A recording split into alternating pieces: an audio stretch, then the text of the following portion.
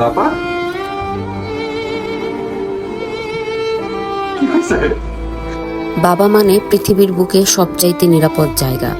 এভাবেই জিয়াউল ফারুক অপূর্ব 7 মাস পরে আমেরিকা থেকে ফিরে আসে, তার একমাত্র ছেলেকে জড়িয়ে ধরেন, আলিঙ্গন করেন এবং সৃষ্টি হয় বাবা ছেলের এক আবেগঘন মুহূর্ত।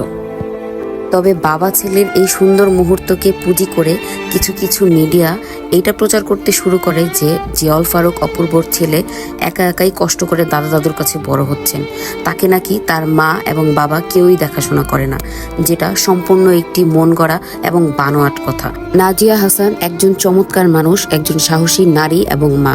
তিনি তার সন্তানকে আগলে রেখেছেন পরম মমতায়। শুধু তাই নয়, খুব সুন্দর শিক্ষা দিয়ে বড় করে তুলছেন তার ছেলেকে।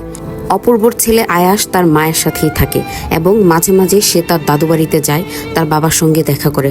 সবার সাথেই তার ভালো সম্পর্ক রয়েছে। এভাবেই সুন্দরভাবে সবকিছু ব্যালেন্স করে চলেছেন নাজিয়া হাসান। এভাবেই মিথ্যা এবং বানোয়াট নিউজ ছড়ানোর জন্য পদক্ষেপ নেবেন বলে জানিয়েছেন নাজিয়া হাসান।